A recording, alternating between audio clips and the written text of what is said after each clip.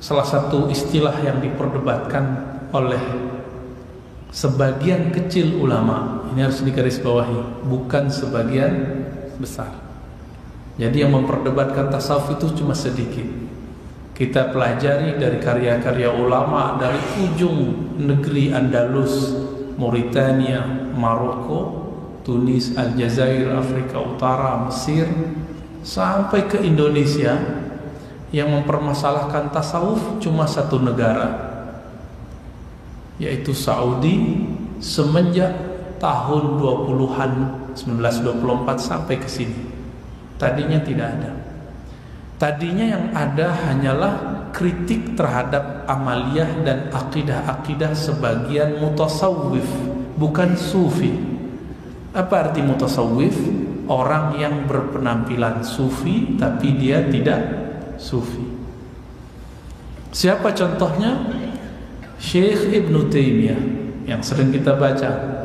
Ternyata dalam Majmu' Fatawa, setelah dikumpulkan oleh beberapa ulama, ketemu bahwa Ibn Taimiyah ternyata pengagum Syekh Abdul Qadir Jilani. Terlihat dari Majmu' Fatawa jilid 9 dan 10. Beliau bercerita tentang tasawuf di situ. Tapi beliau punya kritik terhadap pelaku-pelaku tasawuf yang tidak benar-benar sufi. Dan beliau memuji Imam Junaid, memuji Imam Sariyas Sabti, memuji Imam Ma'ruf Al-Kharqi, memuji Hasan Al-Basri, memuji ulama-ulama tasawuf zaman salafus salih. Bahkan beliau terhubung kepada Imam Ibnu Qudamah melalui murid-murid Ibnu Qudamah. Ibnu Qudamah ini murid langsung daripada siapa? Abdul Qadir Jilani. Maka kami menyimpan salah satu silsilah sanad yang diijazahkan guru-guru kami, sanad zikir atau tarekat Qadiriyah jalur Ibnu Taimiyah, itu ada. Jadi kalau ada orang mengatakan sufi zindiq, maka Ibnu Taimiyah lah yang pertama membela tasawuf, ya, imam salafi. Maka seharusnya di situ ada titik temu antara salafi dan sufi, seharusnya. Apa bahasa makan Allah? Kemudian zaman belakangan muncul Syekh Muhammad bin Abdul Wahhab mengkritik amaliyah tasawuf yang tidak sesuai dengan sufi. Maka beliau memberantas apa yang kemudian terkenal di Indonesia dengan sebutan TBC. Itu Syekh Muhammad bin Abdul Wahhab, sebagaimana ditulis oleh Syekh bin Baz, disulis oleh Ibnu Utsaimin dan pengikut-pengikut salafi yang lain.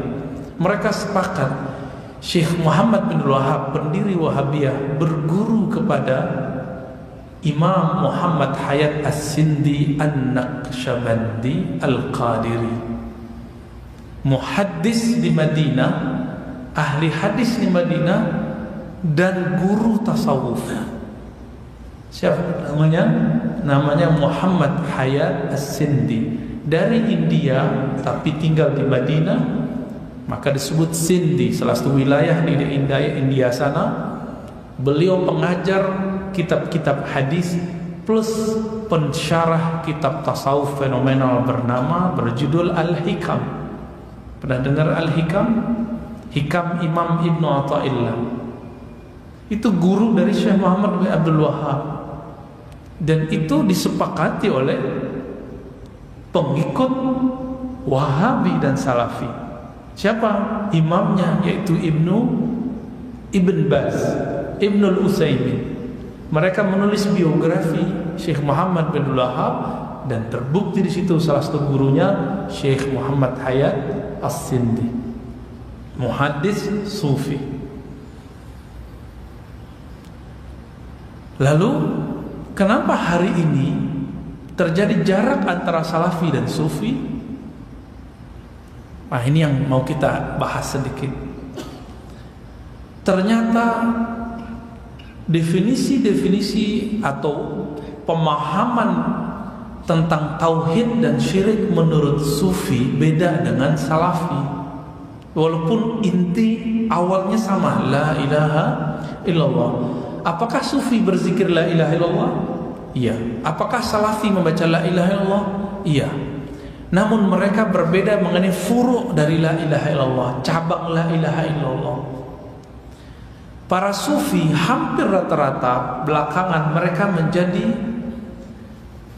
aswaja Ahlus Sunnah wal Jamaah, pengikut Imam Asy'ari dan Maturidi dalam akidah. Hampir semua. Hatta Ibnu Arabi yang kontroversial itu secara aqidatul awam dia ikut dua imam ini. Tapi di level atas dia kemudian mengkritisi semua ahli kalam, ahli tauhid yang banyak teori. Bapak saudara makan Allah, Imam Ghazali juga mewajibkan akidah Ahlus Sunnah sebagai dasar dari tasawuf yang sahih. Maka aneh kalau ada orang mengeluarkan sufi tasawuf dari Ahlus Sunnah. Di Indonesia dua kutub, baik pejuang Al-Habib Rizik Syihab itu sufi, termasuk NU yang resmi, kata mereka begitu, itu pun semua sufi. Semua ingin begitu sufi. Kenapa mereka berbeda? Mereka berbeda bukan di tasawuf, mereka berbeda di siasi. Apa arti siasi? Politik. Tapi bacaannya sama. Al-Habib Rizik baca Ratib Al-Haddad, Ratib Al-Attas. Nanti di pesantren NU yang kiainya berpolitik, yang pro dengan lawannya Al-Habib, itu juga sama bacanya Ratibul Haddad, Ratibul Attas, Wirid Sakran, itu sama. Jadi sebenarnya mereka kalau ketemu pas pengajian, pas zikiran itu ketawa-ketawa kali ya.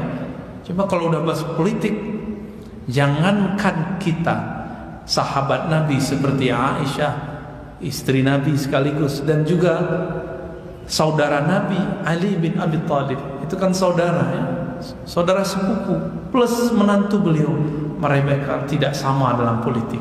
Jadi jangan nilai aswaja Ahlus Sunnah itu dengan ideologi politik. Nilainya dengan kaidah Ahlus Sunnah. Saudara makan Allah, adakah dasar tasawuf dalam Al-Quran dan Sunnah? Mungkin itu yang banyak ditanyakan orang. Kira-kira ada nggak? Gimana? Kurang yakin ya? Oh, di Quran nggak ada fikih Syafi'i, nggak ada, juga nggak ada Sahih Bukhari di Quran. Ada nggak Sahih Bukhari di Quran? Nggak ada. Nah, itu yang kita sebut kemarin ya. Itu pertanyaan sebenarnya sedikit konyol gitu. Nggak ada di Quran. Emang semua yang nggak ada di Quran menurut dia, Quran menurut dia kan begitu. Bukan Quran menurut ulama. Lalu kemudian dia tiadakan. Bapak saudara makan Allah, Nabi SAW orang yang paling banyak berzikir, mengamalkan surah Al-Ankabut ayat 41, Al-Ahzab atau Al-Ankabut? Al-Ahzab ya. Apa kalimatnya? Ya ayyuhallazina amanu zkurullaha dzikran katsira. Hai orang beriman, zikirlah sebanyak-banyaknya. Siapa yang paling banyak zikir? Rasulullah SAW. Lalu siapa lagi yang mewarisi banyak zikir ini? Bukan salafi, bukan ahli fikih Syafi'i, bukan Asy'ari Maturidi, tapi yang paling banyak zikir itu hanya sufi. Ahli aqidah salafi, sufi, salafi, Asy'ari Maturidi sering debat. Masih debat makna la ilaha illallah. Kalau sufi enggak, sufi langsung mencicipi kalimah la ilaha illallah. Kata Ibnu Athaillah As-Sakandari, ibarat ahli kalam, filosof, salafi, Asy'ari, Maturidi lagi debatnya dengan sufi, itu ibaratnya kayak orang mau mengenal madu. Kalau salafi, ahli debat Asy'ari dan Maturidi, kelompok akidah, itu mereka memperdebatkan rasa antara madu ini dan madu itu. Sedangkan sufi nggak perlu debat, ambil madunya langsung cicipi. Beda nggak? Mana yang lebih valid? Mereka masih debat rasa madu itu manis. Satu lagi dapat madu pelalawan, pahit. Satu lagi dapat madu agak asam-asam dikit. Mungkin madunya basi. Emang ada madu basi? Nggak ada ya. Atau yang satu lagi dapat madu palsu. Nah ini masalah ini. Madu gak enak. Kenapa? Palsu. Gak enak madu, bikin badan sakit-sakit. Ya iya, dia dapat madu palsu. Nah ini kebanyakan ahli debat ahlu sunnah dari kalangan Asy'ari, Maturidi, termasuk Salafi, itu kebanyakan baru memperdebatkan apa itu madu, bagaimana rasa madu. Sedangkan sufi telah langsung mencicipinya. Maka dalam tradisi ulama sufi tarekat itu debat-debat itu nggak ada debat, Pak. Kalau mau, ayo gitu, langsung zikir, dicek kolbunya sahih atau tidak sahih. Kolbu kalau sehat, badan kalau sehat, makan nikmat nggak? Kolbu kalau sehat pasti nikmat baca la ilaha illallah. Itu hanya itu. Kenapa orang bisa tahan debat berjam-jam tapi tidak tahan duduk di atas sajadah berjam-jam? Alasannya apa? Apa Nabi buat begitu? Apa Nabi zikir dengan angka tertentu? Pertanyaannya dibalik. Apakah Nabi pernah nanya seperti kamu ini? Apakah Nabi pernah debat seperti kamu debat? Enggak ada. Justru Nabi SAW orang yang jarang berdebat. Suatu kali ada sahabat Nabi dikumpul di masjid berdebat mengenai akidah tentang takdir. Debatlah mereka. Datang Nabi SAW dalam hadis Imam Ibnu Majah disebutkan, alihada bu'istu ilaikum. Apakah untuk debat begini aku diutus untuk kalian? Jadi seandainya Rasulullah lihat kita hari ini debat Salafi, Sufi, Salafi, Asy'ari, Salafi, Aswaja, mungkin Nabi marah-marah. Ya, memang untuk ini, Islam untuk ini, kira-kira begitu. Tapi mau gimana lagi? Mereka mau ngajak debat terus, masa kita diam? Ya kita harus jawab. Bapak saudara makan Allah, ini ayat surat ya, Al-Ahzab tadi ayat 41, ya allazina amanu zkurullaha dzikran katsira. Dan saya tidak menemu pengamal ini kecuali sufi. Satu kali kami bertemu seorang syekh sufi lagi bulan puasa. Apa kata beliau? Ar-Razi, menurut kami kalau satu nafas sedang berpuasa lupa kepada Allah, puasa kami rusak, bukan batal. Puasa kami rusak. Dia membedakan rusak dengan batal. Waduh gawat ini. Kita berapa kali lupa ingat Allah dalam puasa. Jangankan puasa, dalam salat pun lupa Allah. Maka Imam Abu Yazid Al-Bustami itu mendebat seseorang yang suka mendebat dia, tapi mendebatnya bukan debat seperti ahli kalam. Saya pernah cerita juga ya. Satu kali seorang imam masjid, dia seorang qadhi. Qadhi kan punya gaji. Melihat Abu Yazid Al-Bustami duduk di pojok masjid zikir. Semua orang udah berangkat pergi ke pasar, bekerja. Tapi Imam Abu Yazid yang wafat 261 Hijriah masih zikir. Akhirnya disapa oleh si qadhi yang jadi imam. Tapi kalau imam kita nggak bakal ngomong gitu ya. Apa kata imam? Ya Abu Yazid, Bu Yazid, kamu makan apa hari ini? Ngejek. Orang semua cari makan, kok kamu cuma muter tasbih? Apa kata Abu Yazid? Oh, berarti kamu jadi imam nggak percaya Allah bagi-bagi rezeki ke semua makhluk. kalau begitu aku ulang lagi sholat subuhku. Masa imamku tidak bertauhid kepada Allah? Diulang Pak sholatnya. Secara ilmu qalbu, secara fikih sah. Secara fikih sholat orang tadi sah, tapi secara ilmu qalbu dia ulang sholat. Tapi jangan dicobain Pak ya.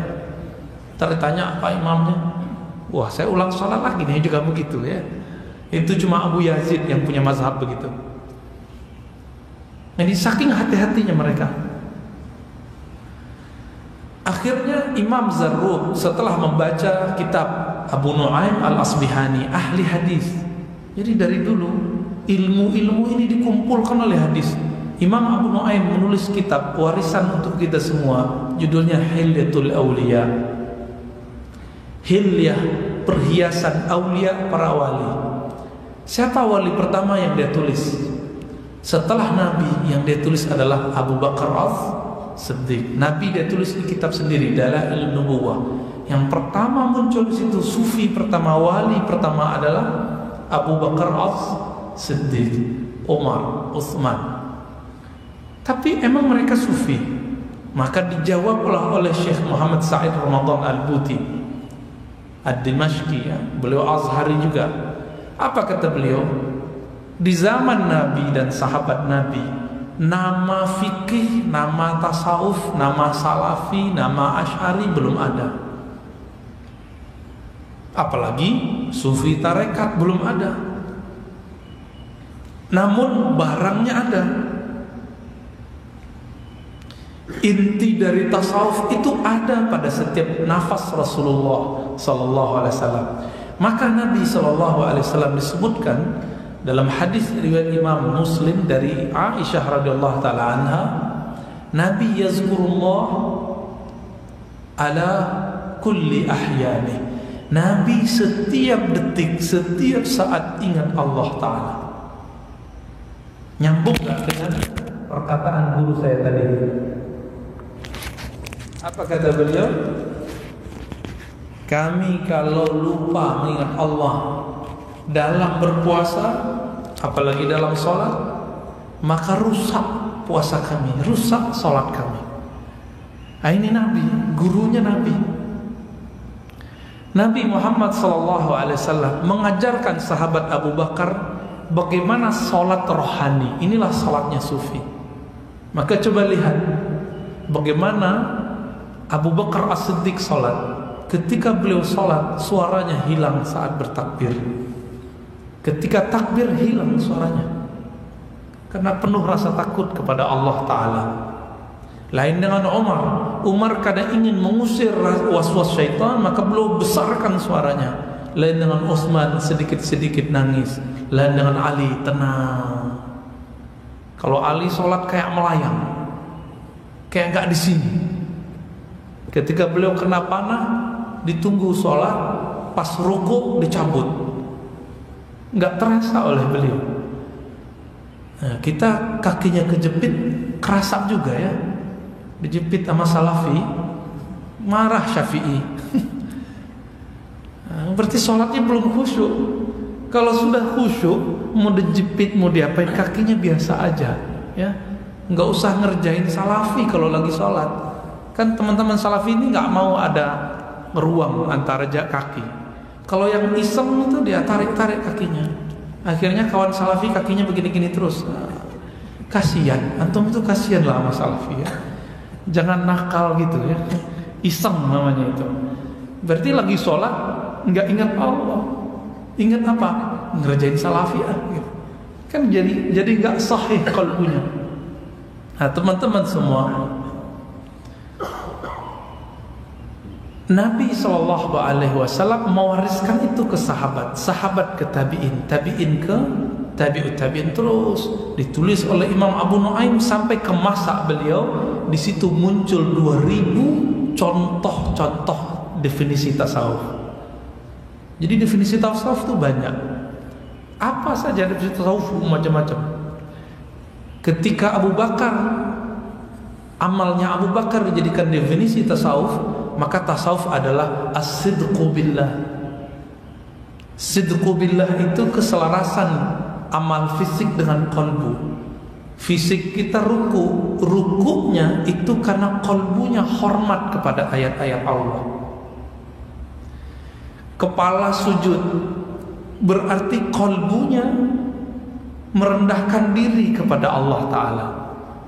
Enggak mikirin lagi saya mazhabnya apa. Itu yang bid'ah. Salah satu bid'ah hari ini yang orang lupa, dia masih bawa mazhab dalam sholat. Enggak ingat Allah lagi. Imamnya ngapain ikut aja sih ya. Imamnya kunut, imam enggak kunut enggak usah kunut, enggak usah ulang sholat. Ya. Bapak saudara makan Allah, dari 2000 itu, maka beliau mengatakan definisi tasawuf yang paling inti cuma satu, ada dalam iftitah. Doa iftitah. Doa iftitah bunyinya apa? Yang paling masyhur. Wajjahtu wajhiya. Aku hadapkan wajahku kepada pencipta langit dan bumi. Maka beliau mengatakan tasawuf itu dari semua amal Nabi, semua amal sahabat, semua amal tabi'in, maka yang paling inti cuma satu. Tawajjuhul qalbi ilallah. Qalbu berkiblat kepada Allah. Qalbu menghadap kepada Allah. Qalbu connect kepada Allah. Itu yang disebut tasawuf. Maka Syekh Muhammad Sa'id Ramadan Al-Buti mengatakan di zaman salafus saleh nama tasawuf tidak begitu populer. Muncul di abad kedua, di abad ketiga belum populer, tapi barangnya telah ada. Lebih populer dari semuanya. Tapi setelah abad keempat, Imam Al-Qushairi menulis kitab Risalah Tasawuf, judulnya Ar-Risalah Al-Qushairiyah. Beliau ahli hadis, kawannya Imam Al-Baihaqi, pengarang kitab hadis. Apa kata beliau? Pembukaan Risalah Qushairiyah. Tasawuf itu di zaman dulu barangnya ada, namanya tiada. Di zaman kami abad kelima Hijriah, namanya ada, barangnya langka. Beliau ungkapkan dengan bahasa majazi. Ketika disebutkan ada kamar pengantin, kamar pengantinnya masih sama, tetapi pengantinnya telah berbeda. Gitu kata beliau. Diteruskan oleh guru-guru kita, syekh-syekh kita di zaman sekarang, masyayikh di Mesir misalnya, ada Syekh Muhanna, ada Syekh Yusri, Syekh Ali Jum'ah. Itu mereka mengatakan apa? Termasuk juga Syekh Abdul Ba'is Al-Kattani. Kalau di zaman Imam Al-Qushairi pengantinnya beda, tampilannya masih sufi, tapi isinya sudah beda, maka sekarang tidak ada kamar pengantinnya, tidak ada juga pengantinnya. Maksudnya apa? Tasawufnya telah sirna, isi tasawufnya pun sudah hampir langka. Maka muncullah gerakan-gerakan tarekat untuk menghidupkan itu semua. Jadi kenapa ada tarekat sufi? Itu perjuangan menghidupkan kerohanian Nabi Sallallahu Alaihi Wasallam. Sebenarnya itu. Tapi terkadang orang-orang tarekat pun terjebak kepada partisan. Tarekat saya beda dengan kamu, tarekat saya lebih tinggi dari kamu. Apa bedanya dengan debat salafi dengan sufi? Apa bedanya debat antara aswaja dengan salafi? Jadi perdebatannya seperti itu. Maka muncullah ulama-ulama yang tidak sibuk dengan nama, tapi mereka mempertahankan isi. Nah, saya alhamdulillah ketemu beberapa mereka. Ada muktamar sufi, dia nggak ikut. Saya tanya, kenapa nggak ikut, Syekh? Untuk apa? Cukup terkenal di langit, nggak usah terkenal di bumi. Merinding saya dengarnya. Ternyata beliau mengamalkan ayat, man zakarani fi nafsihi zakartuhu fi nafsi. Siapa yang sebut namaku dalam dirinya kesendirian, maka aku akan sebut namanya dalam diriku. Wa man zakarani fi malain. Siapa yang berzikir menyebut namaku dalam jamaah, maka aku akan sebut nama dia dalam jamaah yang lebih mulia, yaitu jamaah para malaikat. Cuma itu tasawuf. Nyebut nama Allah teknik menyebut itu yang disebut tarekat sufi. Jadi bedanya dengan mazhab apa? Mazhab fikih itu teknik mengamalkan fikih, hukum Islam. Sedangkan tasawuf adalah teknik mengamalkan zikir. Yang paling lucu, salah satu petinggi salafi di Indonesia, bagi yang mengakuinya, karena ada juga yang mengakuinya, namanya sama dengan Imam Abdul Qadir, cuma ada tambahannya dikit ya. Itu menyebut sufi itu zindiq.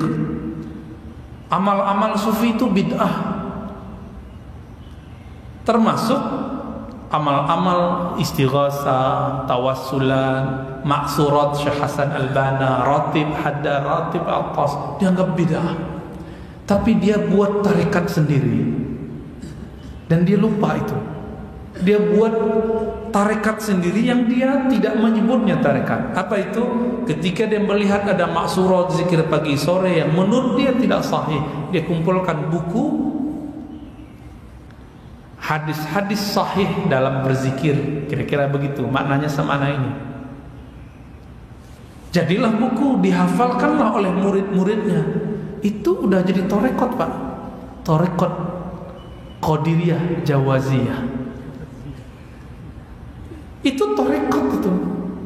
Maka sebenarnya Syekh Ustaz Abdul Qadir Jawaz itu telah buat tarekat. Jadi kita senyum-senyum aja. Ya kita dizindik-zindikkan, kok dia malah buat aliran baru lagi, tarekat baru lagi. Kenapa? Karena susunan zikir itulah hakikat dari al-maksurat, zikir pagi sore yang kita tahu. Itulah hakikat dari ratibul attas, ratibul haddad. Itu hakikat dari istighatsah. Enggak lebih kok. Ratibul haddad itu susunan zikir dikumpulkan oleh Sayyid Al-Haddad ya, Abdullah bin Alawi Al-Haddad Al-Hadrami, salah satu imam ahli zikir, ahli qalbu di Hadramaut dulu, salah satu zuriat Rasulullah SAW. Dia kumpulkan itu. Syekh Hasan Al-Banna, pendiri Ikhwanul Muslimin, mengumpulkan maksurat yang dia dapat ijazahnya dari tarekat Syaziliyah Hasafiyah. Siapa lagi? Banyak lagi ya. Ratibul Attas ya, Imam Al-Attas, Imam Bahauddin Naqsyabandi pun mentartib zikir. Imam Syazili mentartib hizib, hizib Syazili, hizib Bahar, hizib Nasr, hizib Quran, ada hizib Saifi dari Sayyidina Ali, hizib Maghribi, macam-macam. Semua itu adalah cara menyusun zikir. Itu yang disebut tarekat. Jadi kalau ada orang nanya apa tarekat sufi, teknik berzikir, gitu sederhananya. Teknik berzikir kepada Allah Ta'ala. Maka sebenarnya tasawuf itu lebih umum daripada tarekat. Tasawuf itu mencakup akhlak. Maka ada orang berakhlak baik tapi nggak bertarekat, ada. Ada orang bertarekat akhlaknya nggak baik, ada. Nah, setelah orang bertarekat zikir, dia harus bertarekat akhlak seharusnya. Maka berdasarkan itu saya menyimpulkan tidak semua orang bertarekat itu sufi. Karena kadang-kadang akhlaknya belum baik, dia baru sibuk zikir. Sebaliknya tidak semua orang bertasawuf itu bertarekat. Kenapa? Mungkin akhlaknya baik, tapi dia tidak ambil sanad zikir. Nah, Bapak Saudara makan Allah, ini warnanya, adakah tasawuf di zaman Rasulullah? Ada amalnya, namanya belum ada. Itu sama dengan ilmu fikih, sama dengan ilmu akidah, sama dengan ilmu-ilmu yang lain. Jadi yang bertanya begitu tinggal dibalikan. Lalu adakah tarekat di zaman Nabi? Setiap sahabat itu mewarisi tarekat dari Rasulullah. Namun yang bertahan itu cuma tarekat-tarekat sahabat-sahabat besar. Abu Bakar As-Siddiq, itu kemudian yang menjadi tarekat Naqsyabandiyah. Umar, Aisyah, Utsman ya, itu nanti kemudian turunnya ada Surawardiyah, ada Khistiyah. Ada lagi tarekat Ali bin Abi Thalib. Hampir semua tarekat sufi lewat jalur Ali bin Abi Thalib radhiyallahu taala anhu. Kenapa? Inilah maksud hadis, ana madinatul ilmi wa aliyun babuha. Aku adalah kota ilmu, Ali pintunya. Meskipun Abu Bakar juga salah satu pintunya, Umar, Utsman juga salah satu pintunya, tapi pintu yang disebut Rasulullah adalah Sayyidina Ali. Kenapa? Sayyidina Abu Bakar umurnya pendek, sedangkan Ali umurnya panjang sampai sebelum 40. Itu kemudian beliau masih sempat menyebar zikirnya. Sekarang buka aja tarekat Syazili, tarekat Qadiri, tarekat apa semua, Suhrawardi, ya yang tadi kita sebut, Samaniyah, apalagi tarekat Alawiyah, tarekat para habaib, semuanya lewat jalur Ali. Tidak semua lewat jalur Ali itu Syiah. Nah, ini perlu digarisbawahi. Ini ada orang tidak mengerti cara beradab kepada Ali bin Abi Thalib. Setiap kali ada silsilah sanad kepada Ali dituduh Syiah. Nggak bisa membedakan antara Syiah akidah dengan sanad-sanad keilmuan Islam. Nggak bisa membedakan. Jadi ada orang nanya kepada saya, sanadnya Asy'ari kemana? Kita sebutkan beberapa. Salah satunya ke Ali, salah satunya ke Ibnu Umar. Apa kata? Asy'ari berarti Syiah. Berarti tarekat Qadiriyah Syiah. Orang ini telah menghina Ali bin Abi Thalib. Kenapa? Ali bin Abi Thalib itu, apa kata Nabi? Aku dan Ali itu ibarat Nabi Musa dan Harun. Nabi ngomong begitu. Maka Ali bin Abi Thalib wajib dihormati. Wajib dihormati. Seperti kita menghormati Abu Bakar, Umar, Utsman. Syiah itu ciri-cirinya dua aja Pak. Kalau mau cek Syiah, bukan dari sanad. Mau tahu? Kalau mau tes orang ini Syiah atau tidak, dua aja. Satu, meyakini bahwa para imam maksum. Apa arti maksum? Terpelihara dari dosa. Sebagian Syiah meyakini para imam lebih tinggi dari nabi-nabi yang lain selain Nabi Muhammad, dan itu tertulis di kitab mereka. Saking maksumnya imam. Dan yang kedua, nah ini lebih penting, semua Syiah pasti menghujat sahabat-sahabat Rasulullah, terutama khalifah 3 di awal. Kalau ketemu itu pastikan dia Syiah. Mana mungkin seorang Syiah menjadi sufi? Kenapa? Karena ajaran tasawuf itu ada di Abu Bakar, ada di Umar, ada di Utsman. Suatu kali ada orang datang ke Ja'far Shadiq, Ja'far bin Muhammad bin Ali bin Husain bin Ali bin Abi Thalib. Namanya Ja'far As-Shadiq datang. Ternyata mereka orang Syiah dari Kufah. Apa kata mereka? Itu Abu Bakar itu terlaknat. Kata siapa? Kata si Syiah. Marah Ja'far Shadiq, diusir. Apa kata beliau? Apakah kamu menghujat kakekku di hadapanku? Ternyata Ja'far Shadiq punya ibu, ibunya keturunan Abu Bakar As-Siddiq, ayahnya keturunan Ali. Ini bukti bahwa Syiah itu, Syiah yang menghujat sahabat Rasulullah, ajarannya tidak benar. Karena orang yang menghujat Abu Bakar telah menghujat ibunya Ja'far, dan Ja'far Shadiq adalah imam kepada apa tadi? Ali punya anak Hasan, Husain, Ali Zainal Abidin, Muhammad Al-Baqir, Ja'far, imam ke-6. Imam ke-6 ini.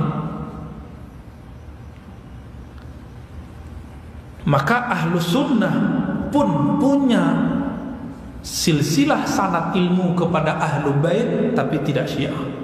Ini perlu diingat. Nah, dulu salah satu guru kita Al-Habib Ali Al-Jufri dituduh Syiah oleh murid Albani, namanya Ar'ur. Ar'ur ini jangankan Al-Habib Ali Al-Jufri, Syekh Al-Buti pun dia laknat. Laknatullah alaik ya Al-Buti. Dia ngomong begitu. Siapa namanya? Adnan Ar'ur. Saya konfirmasi ke salafi-salafi yang berakhlak, mereka bilang si Ar'ur gak dianggap salafi yang mu'tabar. Tapi dia bawa nama Syekh Albani. Apa jawaban Al-Habib Ali Al-Jufri? Benarkah saya Syiah? Kan beliau bersorban terus, dan beliau zuriat keturunan Rasulullah, punya sanad serban ke Ali, punya sanad tariqat zikir kepada Ali. Apa jawaban beliau? Saya memang zuriat Rasulullah, serban saya pun itu berasal dari Rasulullah SAW sanadnya. Tetapi kami mempunyai sanad yang safi, sanad yang murni, yang bukan penghujat sahabat-sahabat Rasulullah, tidak meyakini kemaksuman para imam. Pendek cerita, Bapak salamkan Allah, tasawuf beda dengan ilmu tasawuf.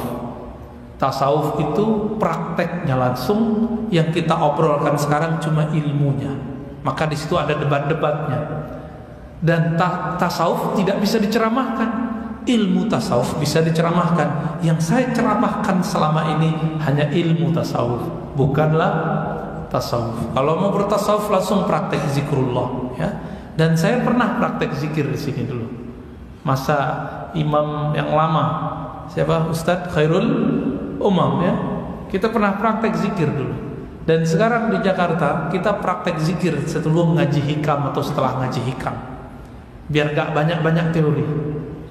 Nah, kesimpulannya Bapak sarmakan Allah, apakah ada inti dari tasawuf di Quran? Banyak. Mulai dari Al-Fatihah, Bismillahirrahmanirrahim adalah inti dari tasawuf. Maka coba lihat sufi, apapun dia Bismillah, Bismillah, Bismillah. Alhamdulillah Rabbil Alamin, itu inti dari ajaran tasawuf, syukur. Ar-Rahmanir Rahim, kasih sayang. Maka sufi paling sayang ke semua makhluk, meskipun makhluk benci kepadanya. Nah, ini kisah terakhir yang semua saya sebut. Satu kali kakek dari Ibnu Athaillah dituduh kafir oleh, terbalik, guru dari Ibnu Athaillah, nanti Ibnu Athaillahnya belum lahir, dikafirkan oleh kakeknya. Kakeknya Ibnu Athaillah pengarang hikam itu mengkafirkan sufi bernama Abul Abbas Al-Mursi. Sampailah kabar kepada Abul Abbas Al-Mursi, murid Imam Abdul Hasan Syadzili. Sampai kabar kepada beliau bahwa si fulan mengkafirkanmu dan menjadikannya wirid setiap hari. Jadi wiridnya habis sholat itu bersaksi Mursi kafir, kafir, kafir gitu. Zikirnya begitu, Pak. Bukan subhanallah lagi. Sampai kepada Imam Abul Abbas Al-Mursi, wahai tuan guru, apakah engkau tidak balas? Doamu kan mustajab. Atau minimal ajak debat. Apa jawaban beliau? Tidak. Aku berharap seperti Nabi berharap. Apa harapan Nabi saat dilempar oleh orang-orang Taif, diusir oleh orang Taif, dianggap gila oleh orang-orang Taif? Apa jawaban Nabi? Ya Allah, ketika semua malaikat menawarkan untuk mengutuk tempat negeri Taif itu, apa kata Rasulullah? Ya Allah, mereka tidak mengerti. Tolong jadikan keturunan mereka beriman kepada Engkau dan kepadaku. Itulah sufi. Jadi sufi itu membalas keburukan dengan kebaikan. Maka antum yang sudah bisa membalas keburukan orang dengan kebaikan, nggak disenyumin kita senyumin, nggak disapa kita sapa, nggak didoain kita doain, kita dikutuk-kutuk, kita dibentak-bentak, kita tidak membalas bentak. Sanggup begitu? Itu sudah akhlak sufi. Tinggal zikirnya, ya, tinggal zikirnya, sehingga nyambunglah antara akhlak dengan qalbu. Bapak sarmakan Allah, semoga kita bisa mengambil tasawuf yang diwariskan Rasulullah, sahabat-sahabat Nabi dan tabi'in, dan kita menjadi pengikut ulama salafus salih. Amin ya rabbal alamin. Mau tanya jawab? Syuruk jam 6:30. Oke. Silakan.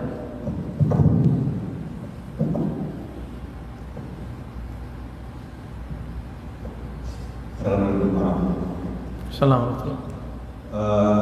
Kita betulnya keterangan Pak Ustaz itu bagi kami yang ini tidak terkena itu sangat sampai ke Rasulullah.